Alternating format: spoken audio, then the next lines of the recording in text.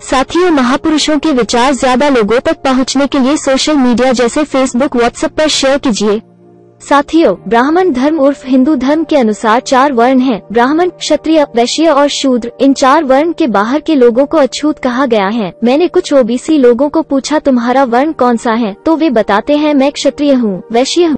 लेकिन परशुराम नामक ब्राह्मण ने 21 बार क्षत्रिय नष्ट किए हैं। आज ब्राह्मण छोड़कर सब शूद्र हैं, यानी कि अभी 2 ही वर्ण हैं, ब्राह्मण और शूद्र। इसका मतलब सभी ओबीसी शूद्र हैं। उनको खुद को क्षत्रिय, वैश्य कहना गलत है। अगर उनको वो शूद्र हैं इस बात पर यकीन नहीं है तो इसका प्रूफ उनके पास ही है, उनके अपने घर में ही है। वो क्या है? ओबीसी लोग। ब्राह्मण से जो कुंडली निकलते हैं वो गौर से पढ़े, उसमें स्पष्ट लिखा होता है शूद्र वर्ण, राक्षस गण। उदाहरण के लिए कुछ ओबीसी की कुंडली देखिए, लेकिन हम पढ़ते नहीं हैं। ओबीसी शूद्र को अपना खुद का इतिहास मालूम नहीं है। आज हम इसी विषय की चर्चा करेंगे। शूद्र पहले कौन थे? इस किताब के लेखक हैं डॉक्टर BR अम्बेडकर। सभी बुद्धिमान और वैचारिक साथियों का great Indian leaders unread book YouTube channel में स्वागत है। साथियों, सबसे पहले मैं सभी महापुरुषों को नमन करता हूँ। साथियों, आज के समय में हमारे लोग महापुरुषों की किताबें पढ़ते नहीं हैं। इसी वजह से उन्हें सही गलत, दोस्त और दुश्मन की पहचान नहीं होती। लेकिन हमारे लोगों को सही इतिहास मालूम होना चाहिए। यही सोचकर मैंने यह प्रयास किया और मैं सफल भी हुआ। साथियों, अब आपको किताब पढ़ना नहीं है, महापुरुषों की किताब में क्या लिखा है सिर्फ सुनना है और देखना है। आप सब मेरे इस कार्य में सहयोग करेंगे, ऐसी मैं आशा करता हूँ।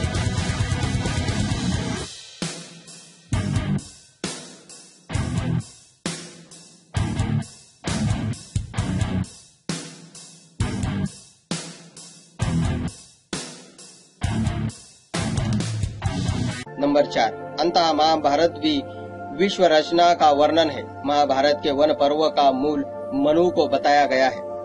वैवस्वत मनु के पुत्र मनु प्रजापति के समान तेजस्वी ऋषि थे। उन्होंने जल के मध्य एक पांव पर खड़े होकर ऊपर हाथ उठाकर निर्निमेष होकर निरंतर 10,000 वर्ष तक विस्तीर्ण बद्री में अपने पूर्वजों से भी कठोर तप किया। वसंत, तार और केश प्रभाहीन हो गए। चिरनी नदी के तट पर एक मछली उनके निकट आई और बोली, हे प्रभु, मैं निहिर भयाक्रांत मीन हूँ। बड़ी मछलियों से मेरी रक्षा करो, क्योंकि बड़े मत्स्य छोटी मछलियों को निगल जाते हैं। मेरी त्राण करें, मैं आपको इसका प्रतिफल दूंगी। दयार्द मनु ने मछली को जल से निकालकर एक पात्र रख लिया। आकार बढ़ने पर उसे पोखर में रखा। हालांकि पोखर 2 योजन लंबा और 1 योजन चौड़ा था।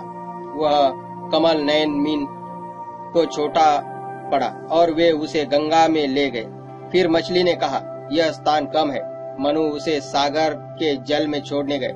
समुद्र के जल का स्पर्श होते ही मत्स्य ने मानव की भाषा में मनु से कहा, आपने मेरी हर तरह से रक्षा की। अंततः मैं आपको बताना चाहती हूँ कि समस्त सृष्टि पर संकट छा रहा है। निकट भविष्य में सभी चराचर जीव पदार्थों का अस्त होने वाला है। अब विश्व की शुद्धि का समय आ गया है।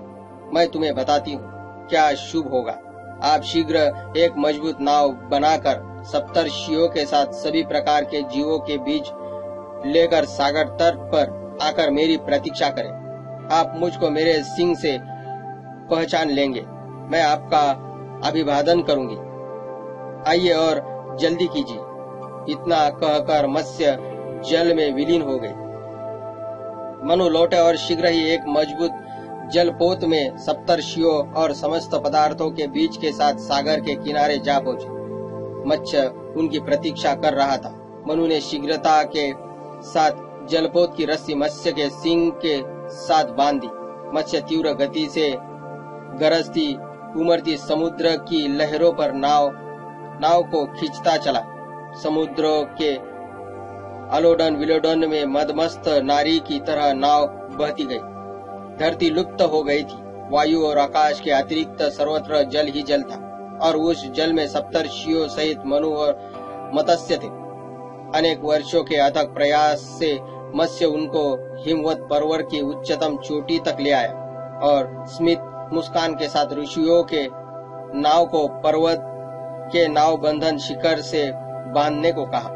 नाव के रुकने पर मित्र मत्स्य ने ऋषियों को संबोधित करते हुए कहा, मैं ब्रह्मा प्रजापति ब्रह्म हूँ, तुम्हें जल से उबार लाया हूँ। अब मनु सभी जीवों पदार्थों, देवजनों, आसुरों, मानवों और चर अचर पदार्थों की रचना करेंगे। यह कहकर मत्स्य अंतर ध्यान हो गया। मनु ने तपोबल से अंतर्दृष्टि प्राप्त की। उन्होंने घोर तप किया और सृष्टि का आरंभ कर दिया। महाभारत के आदि पर्व में सृजन कथा एकदम ही भिन्न है। वैशंपायन ने कहा, मैं स्वयं प्रजापति द्वारा देवताओं और अन्य जीव पदार्थों के सृजन और विनाश की कथा सुनाता हूँ। ब्रह्मा के मरीचि, अत्रि, अंगिरस, पुलत्स्य, पुलह और क्रुत 6 पुत्र हुए। मरीचि के पुत्र कश्यप से सभी जीव पैदा हुए। दक्ष प्रजापति की अदिति, दिति, मनुकला, दनयु, सिमुक, क्रोध, प्रथा, विश्वा, विनता, कपिला, मुनि और कुद्र 13 श्रेष्ठ कन्याएं थी। इनके असंख्य योद्धा पुत्र और शक्तिशाली पौत्र हुए। ब्रह्मा के सीधे हाथ के अंगूठे से महर्षि दक्ष और बाएं अंगूठे से उनकी पत्नी पैदा हुई। महर्षि की पत्नी से 50 कन्या रत्न प्राप्त हुए। महर्षि दक्ष ने इनमें से 10 धर्म को, 27 चंद्र सोम को और देवी परंपरा के अनुसार 13 कश्यप को दे दी। पितामह प्रजापति के उत्तराधिकारी मनु का पुत्र था। यह स्पष्ट नहीं है कि वह किसके पुत्र थे। मनु के पुत्र आड़ बसु थे। ब्रह्मा के दक्षिण वक्ष के धर्म ने जन्म लिया। तेजस्वी धर्म के 3 पुत्र हुए, साम, काम और हर्ष, शांत, प्रेम, आनंद, जो सभी प्राणियों को प्रिय थे। वे अपने शक्ति से विश्व को ऊर्जा देते हैं। भृगु पुत्र च्यवन की पत्नी मनु की पुत्री आरुषि थी। ब्रह्मा के 2 अन्य पुत्र धातु और विधातृ मनु के साथी थे। कमल वासिनी परम सुंदरी लक्ष्मी उनकी बहन थी। उनके मस्तिष्क से जन्म लेने वाले पुत्र अश्व थे, जो आकाश में विचरते थे।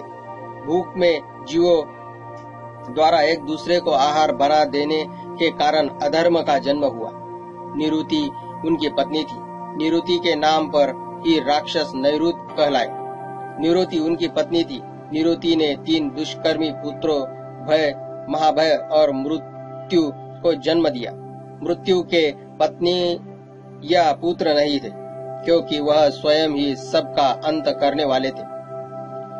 प्रोचेतस के 10 ऋषि पुत्रों का जन्म हुआ, जिनके मुख से निकली अग्नि से सभी महान पुरुष जल गए। उनसे दक्ष प्रचेतस का जन्म हुआ और दक्ष से समस्त जीवों का 1 सहस्र पुत्र प्राप्त हुए। देवर्षि नारद ने उनकी मुक्ति कर सांख्य का उपदेश दिया। संतति के इच्छुक दक्ष प्रजापति ने 50 कन्याओं को जन्म दिया। इनमें से 10 धर्म को, 13 कश्यप को और 27 इंद्र सोम को मिली। मरीचि पुत्र कश्यप ने अपनी 13 पत्नियों में दक्ष यानी से इंद्र, आदित्य और विवस्वत को उत्पन्न किया। विवस्वत के पुत्र यम, वैवस्वत हुए। मार्तंड, सूर्य, विवस्वत से अत्यंत विद्वान मनु और यम पैदा हुए। मनु से मानव जाति का आरंभ हुआ। ब्राह्मण और क्षत्रिय पैदा हुए। ब्राह्मण वेद वेदांगों के ज्ञाता हुए। मनु के 10 पुत्र येन, घृष्णु, नारीशांत, नाभाग, इक्ष्वाकु, कृष, सार्याति, इला, पुरीशंद्र और नाभागारिष्ट हुए तथा अन्य मनुष्य पैदा हुए। मनु के 50 पुत्र और भी थे, जो सदैव आपस में लड़ते झगड़ते रहते थे। बाद में इला के पुत्र पुरुरवा हुए। कहा जाता है कि इला उनकी माता और पिता दोनों ही थी। रामायण के 2 कांड में सृष्टि रचना का वर्णन इस प्रकार किया गया है। वशिष्ठ ने राम को बताया। विश्व के विनाश और पुनर्रचना के मूल को जाबाली भी जानती है। तथापि हे भूपति, विश्वोत्पत्ति के संबंध में आप मुझसे सुने। प्रारंभ में सर्वत्र जल ही जल था। जल से पृथ्वी बनी। तदुपरांत आराध्यों के साथ स्वयंभू ब्रह्मा उत्पन्न हुए। वे 12 शुकर बन गए। उन्होंने पृथ्वी को ऊपर उठाया और अपने 7 पुत्रों के साथ विश्व रचना की। ब्रह्मा से मरीचि और मरीचि से कश्यप का जन्म हुआ। कश्यप के पुत्र विवस्वत से मनु का जन्म हुआ। मनु के पुत्र इक्ष्वाकु हुए। इक्ष्वाकु अयोध्या के पहले राजा थे। विश्वोत्पत्ति की एक अन्य कथा तीसरे कांड में है, जो इस प्रकार है। राम ने शब्द सुनकर जटायु ने अपनी जाति और समस्त जीव पदार्थों की उत्पत्ति बताई। सुनो, मैं प्रजापतियों के आविर्भाव का वृत्तांत सुनाता हूँ, जिनका जन्म सर्वप्रथम हुआ। कर्दम प्रथम प्रजापति थे। उनके बाद निकृत, शेष, समसराय, तेजस्वी, बाहुपुत्र, स्थानु, मरीचि, अत्रि, कृति, पुलस्त्य, अंगिरस, प्रचेतस, पुलह, दक्ष, विवस्तव और अरिष्टनेमि हुए और अंतिम प्रजापति यशस्वी कश्यप हुए। प्रजापति की 60 पुत्रियां थी। कश्यप अदिति, दिति, दनु, कलक, ताम्र, क्रोधवासा, मनु और अनला नामक 8 कन्याओं से विवाह किया और त्रिभुवन की वृद्धि के लिए अपने समान यशस्वी पुत्रों के जन्म की याचना की। अदिति, दिति, दनु और कलम के अतिरिक्त सबने असहमति प्रकट की। अदिति से 23 देवता, आदित्य, वसु, रुद्र और 2 अश्विन कुमार पैदा हुए। कश्यप की पत्नी मनु ने अपने मुख से ब्राह्मणों, वक्ष से क्षत्रियों और जंगाओं से वैश्यों तथा पैरों से शूद्रों को जन्म दिया, ऐसा वेद में बताया गया है। अजला से समस्त वनस्पति और फल पैदा हुए। 8 उदाहरण के रूप में अब पुराणों को देखते हैं कि उनमें क्या बताया गया है। विष्णु पुराण में लिखा है, अदिति में विश्वसनीयता हिरण्यगर्भ ब्रह्मा थे, जो विष्णु भी थे। रुक, यजुस, सामस और अथर्ववेद के समान थे। ब्रह्मा के दाएं अंगूठे से प्रजापति दक्ष का जन्म हुआ। दक्ष की एक पुत्री थी अदिति। अदिति ने विवस्वत को जन्म दिया। विवस्वत से मनु हुए। मनु को इक्ष्वाकु, नृग, दृष्ट, सैर्याति, नरीशांत, प्रमशु, नाभगनेदिष्ट, कृष्ट और पुरुषाद्र हुए।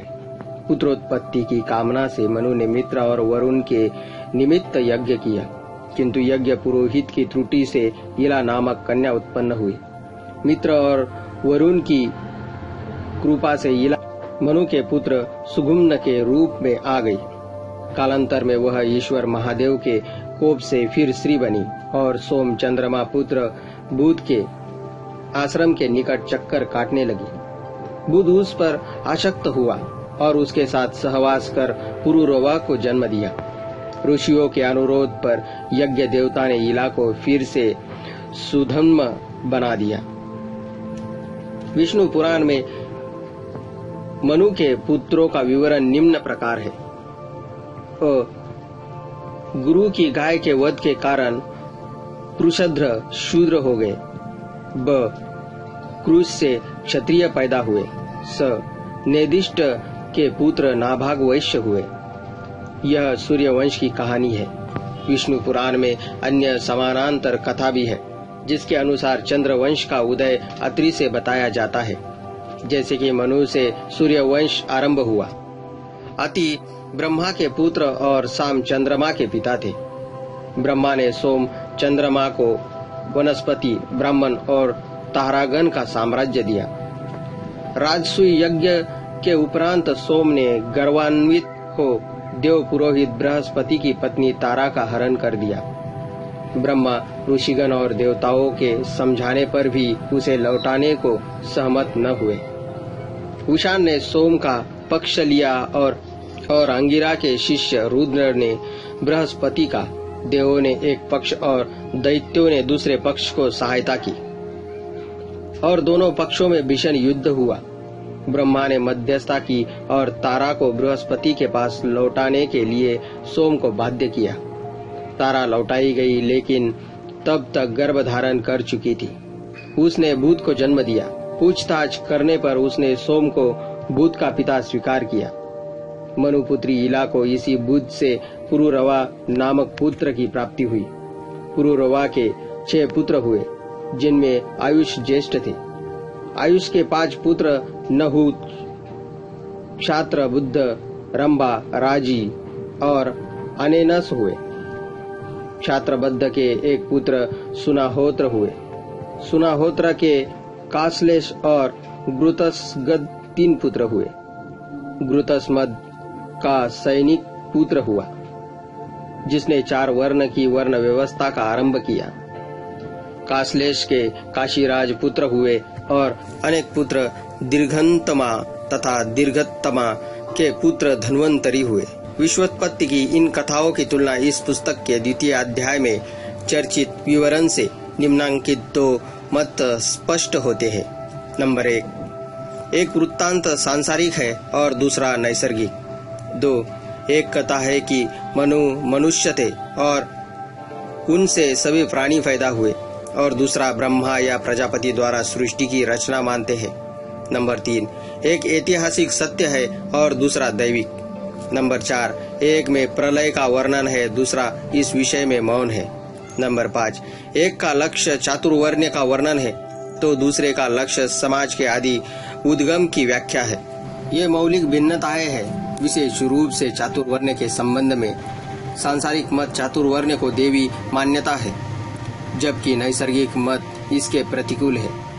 यह सत्य है कि रामायण और पुराणों में 2 अलग विचारधाराओं को मिलाकर यह सिद्ध करने का प्रयास किया गया है कि मनु से ही चातुर्वर्ण्य व्यवस्था का जन्म हुआ, लेकिन यह प्रयास जानबूझकर और पूर्व प्रतिपादित मत का अनुसरण है। इन दोनों मतों में ऐसी बुनियादी भिन्नता है कि इस चेष्टा के बाद भी दोनों मतों में भिन्नता स्पष्ट है। हमारे सामने के 2 सिद्धांत स्थापित होते हैं। पहला यह कि यह पुराणों द्वारा प्रचारित दैविक व्यवस्था है, और दूसरा यह कि यह नैसर्गिक और मनु के पुत्रों में विकसित हुआ। इनका परिणाम इतना विचित्र है कि दोनों सिद्धांतों में मौलिक मतभेद है। खेद है कि शोधकर्ताओं का ब्राह्मण साहित्य में वर्णित इन 2 परस्पर विरोधी सिद्धांतों पर ध्यान नहीं गया। फिर भी इनके अस्तित्व और यथार्थ की अवहेलना नहीं की जा सकती। इन 2 विरोधी मतों की भिन्नता का अर्थ है 2 भिन्न आर्यजन श्रेणियां। एक चातुर्वर्ण्य को मानती थी और दूसरी इस व्यवस्था से सहमत नहीं थी। बाद में दोनों मिलकर एक हो गए। 9, मेरे नृवंश शास्त्र संबंधी विचार पर तीसरा और अकाट्य तर्क सर हर्बर्ट रिप्ले द्वारा भारतवासियों का वर्ष 1901 में किया गया सर्वेक्षण है। इसके अनुसार शीर्षाभिसूचक तालिका से निष्कर्ष निकलता है कि भारतवासी 1 आर्य, 2 द्रविड़, 3 मंगोल और नंबर 4 सिथियन नामक 4 विविध जातियों के मिश्रण है। उन्होंने इनके मूल स्थान का भी सविस्तर विवरण दिया गया है। उनका सर्वेक्षण सामान्य है। डॉक्टर गुहा ने उनके इस मत की मीमांसा सन 1936 में की। इस सर्वेक्षण का भारतीय नृविज्ञान में महत्वपूर्ण योगदान है। उन्होंने डॉक्टर गुहा जो मानचित्र तैयार किया है, उससे भारतीय लोगों के शिरोमाप मामले में अच्छा खासा प्रकाश पड़ता है। डॉक्टर गुहा के अनुसार भारतीय लंबे सिर वाली और छोटे सिर वाली 2 जातियों के मिश्रण है। लंबे सिर वाली जाति देश के मध्यवर्ती भाग तथा छोटे सिर वाली सीमावर्ती क्षेत्रों की निवासी थी। इस मत की पुष्टि भारत के विभिन्न भागों में प्राप्त मानव खोपड़ियों से होती है। डॉक्टर गुहा कहते हैं, उपरोक्त क्षेत्र के प्रागैतिहासिक अवशेष वैसे तो अति अल्प है, किंतु सिंधु घाटी को छोड़कर तत्कालीन भारतीय प्रजाति इतिहास की रूपरेखा दृष्टिगोचर होती है। ईसा से 4 करोड़ वर्ष पहले भारत के उत्तर पश्चिम में लंबे सिर वाले पतली नाक वाली जाति का प्रभुत्व था। इनके साथ ही लंबे चेहरे तथा चपटी नाक वाली एक अन्य बलिष्ठ मानव जाति के अस्तित्व का भी पता चलता है। हालांकि दोनों की नासिकाओं में कम ही अंतर था। हड़प्पा में मिली मानव खोपड़ियों से एक तीसरी श्रेणी चौड़े सिर के मानव के अस्तित्व का पता चलता है। संक्षेप में भारतीय प्रजाति लंबोत्तरे सिर वाली अथवा भूमध्य सागर के क्षेत्र की और छोटे सिर वाली अथवा अल्पाइन क्षेत्र की है। भूमध्य सागर क्षेत्र की जाति के विषय में कहा जाता है कि यह भारत में यूरोप से आई जो आर्य भाषा बोलती है। यह माना जाता है कि ये भूमध्य सागर के क्षेत्र से भारत आए। इनके स्थान निर्धारण से यह स्पष्ट हो जाता है कि यह निश्चय ही अल्पाइन जाति के पश्चात भारत में आई होगी। इसी प्रकार अल्पाइन जाति के संबंध में साक्ष्य जुटाने पड़ेंगे। पहला प्रश्न यह है कि अल्पाइन जाति का मूल निवास कहाँ था, और दूसरा यह कि वह कौन सी भाषा बोलते थे। प्रोफेसर रिप्ले के अनुसार यह स्थान एशिया में हिमालय के आसपास ही कहीं था। उनका तर्क उन्हीं के शब्दों में इस प्रकार है। यह कहने का हमें क्या अधिकार है कि पूर्व से होने वाला यह औरजन है, कोई विजय नहीं है।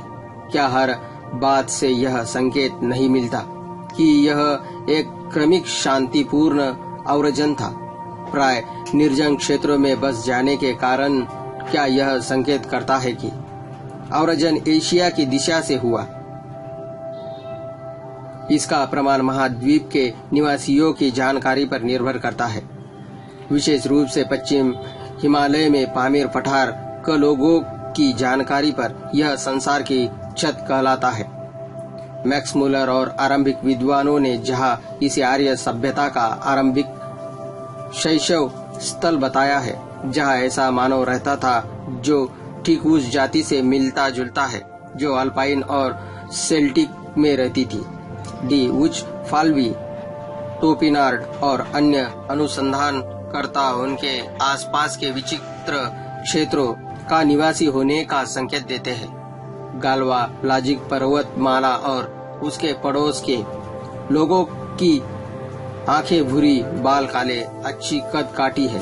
अधिकांश भागों में शिरोमाप 86 है। इस क्षेत्र से इसी शारीरिक श्रेणी के लोगों की श्रृंखला अनवरत रूप से पश्चिम की ओर एशिया माइनर और यूरोप में फैलती गई। अल्पाइन लोगों द्वारा अधिग्रहित पश्चिम एशिया के व्यापक क्षेत्रों के अनुसंधान का एकमात्र बिंदु यह है कि वह इस प्रजाति की विशिष्टताओं की घनिष्ठता पर बल देता है। टाइपिनर के अनुसार एशिया के औरजन का यह कोई प्रत्यक्ष प्रमाण नहीं है। जब हम चौड़े सिर वाले लोगों के मूल निवास का पता लगाना चाहते हैं तो हमारा ध्यान पूर्व की ओर जाता है। इस जाति के मूल आधार के धुंधले संकेत मिलते हैं। वह पश्चिमोन्मुख नहीं है, क्योंकि अटलांटिक से यह प्रजाति धीरे धीरे लुप्त हो गई। हमें केवल अफ्रीका निग्रो जाति के रूप में लंबे सिर वाली जाति का पता चलता है। इस प्रकार अल्पाइन जाति का मूल स्थान पूर्व में और मेडिटरेनियन जाति का मूल स्थान दक्षिण में सिद्ध होता है। प्रायः इस बात पर कुछ मतभेद है कि यूरोप में आर्य भाषा का प्रचलन नॉर्डिक्स, इंडो जर्मन अथवा अल्पाइन जाति द्वारा किया गया, किंतु सभी विद्वान यह स्वीकार करते हैं कि अल्पाइन लोगों की भाषा आर्य थी। अंततः अल्पाइन आर्य थे। 10. उपरोक्त तथ्य ऋग्वेद से इस कथन की पुष्टि करते हैं कि नृविज्ञान और ऐतिहासिक दृष्टि से भारत में आर्यों की 2 जनजातियां थी, न कि एक। वहाँ इस तथ्य से इनकार नहीं किया जा सकता कि ऋग्वेद के प्रमाण, साक्ष्य और पाश्चात्य मत में परस्पर विरोध है, क्योंकि पाश्चात्य सिद्धांत आर्य प्रजाति की बात कहता है, जबकि ऋग्वेद में 2 भिन्न जातियों का वर्णन है। इस प्रकार पाश्चात्य सिद्धांत का ऋग्वेद से इस गहन विषय पर विभेद है। इनके मतम को स्वीकार नहीं किया जा सकता। इस विरोधाभास से आक्रमण और विजय के संबंध में भी मतभेद पैदा होते हैं। हम नहीं जानते कि आर्यों की किस जाति का आगमन भारत में पहले हुआ, किंतु यदि हिमालय के निकटवर्ती क्षेत्रों के निवास करने वाली अल्पाइन जाति पहले आई थी, तो आर्य के बाहर से आने और आक्रमण करने का सिद्धांत ही गलत सिद्ध हो जाता है। जहाँ तक भारत के मूल निवासियों पर विजय की बात का संबंध है, इस प्रश्न का उत्तर इतना सरल नहीं है जिसका पाश्चात्य विद्वान समझ बैठे हैं। प्राय यह संभावना व्यक्त की जाती है कि दास और दस्यु भारत के मूल निवासी थे और आर्यों से भिन्न जाति थे। आर्यों ने उन्हें पराजित किया। यह तो एक काल्पनिक उड़ान मात्र है। यह भी तो संभव है कि आर्यों ने आर्यों को ही विजित किया हो। अंततः इस संदर्भ में कि किस आर्य जाति के पास और दस्यु जाति पर विजय प्राप्त की, उसका अनुसंधान आवश्यक है। जैसा कि स्पष्ट है, यह निष्कर्ष पश्चिमी लेखकों के सिद्धांत तथ्यों के अपर्याप्त अन्वेषण से उतावली में निकाले गए निष्कर्ष पर आधारित है। प्राचीन आर्यों की अनुमानित मान्यताओं एवं उनके तथाकथित वंशज भारतीय जर्मन जातियों की मान्यताओं के आधारों से समानता एक रूपता के पूर्व स्थापित मत के आधार पर इसको सत्य मान लिया गया है। यह सिद्धांत केवल कुछ सुनी सुनाई बातों को अंतिम साक्ष्य मानकर निर्धारित किया गया है। वास्तव में गंभीर चिंतकों शोधकर्ताओं के लिए अप्रामाणिक आधार पर प्रतिपादित यह पाश्चात्य सिद्धांत दीर्घकाल तक मान्य रहा है। यह असाधारण है। इस अध्याय में चर्चित नवीन प्रमाणों के समक्ष तो यह टिक ही नहीं सकता, अंततः अमान्य है। शूद्र कौन थे, इस पुस्तक का प्रकरण 6 शूद्र और दास हम अगली वीडियो में देखेंगे। मैं अगला वीडियो आपके लिए जल्द से जल्द लेकर आऊंगा।